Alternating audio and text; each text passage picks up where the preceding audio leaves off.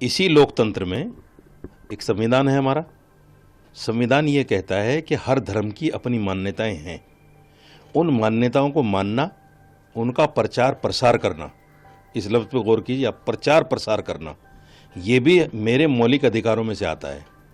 तो मैंने उसी का तो प्रचार किया है जो मेरा संविधान मुझे कहता है कि मेरा संविधान मुझे ये कहता है कि अपने धर्म के अकॉर्डिंग अगर कोई आदमी अनादर कर रहा है मस्जिद का, तो उसको आप कहिए कि ये अनादर कर रहे हैं आप। मैंने यही तो कहा कि आप अनादर कर रहे हैं। काफी शब्दों को तो दिखाया चलाया जा रहा है, ये नंगा शब्द इस्तेमाल करना कितना जायज है? देखिए, नंगा शब्द कोई इतना आपत्तिजनक नहीं है, क्योंकि समाज में भी ये लफ्ज़ बोल दिया जाता है।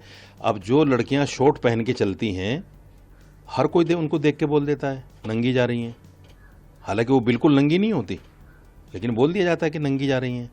तो इसका मतलब वो नंगी थोड़ी होती हैं। अगर मैंने नंगा शब्द बोल दिया, मेरा मकसद ये है कि धर्म के हिसाब से जहाँ वो बैठी हुई थी वहाँ सर पे पल्लू होना चाहिए था, उनका पूरा कवर होना चाहिए था जिसमें। इससे भी बड़ा सवाल मैं आपको बता रहा हूँ कि जिस आदमी ने वो फोटो खींचा है वो समाजवादी पार्टी का ही तो नेता होगा कोई। उसी ने तो सोशल मीडिया पे डाला है जानबूझ के कि इस पर बात होगी। किसको भड़काने के लिए, किसको अपमानित करने के लिए? मुसलमानों को जलील करने के लिए, मुसलमानों को अपमानित करने के लिए, और मुसलमानों को ये दिखाने के लिए बेवकूफ़ों, जाहिलो, तुम्हारा वोट लेकर हम जो है पार्लियामेंट पहुंचते हैं, हम एमपी बनते हैं, हमारे 35-36 एमपी आते हैं, हम नहीं समझते तुम्हें कुछ भी। देखो तुम्हारा एमपी भी हाथ जोड़े बैठा है, और हम तुम्हारी मस्जिद में बैठकर सियासी मीटिंग कर रहे हैं, जो करना हो कर लो। ये जानबूझकर तो मुसलमानों को जलील करने के लिए ऐसा किया गया है। पूरा समाज गुस्से में है। कुछ लोग कह देते हैं, कुछ लोग कह नहीं सकते, घूट पी जाते हैं। अब देखिए, मैंने बोला तो मेरे खिलाफ एफआईआर हो गई।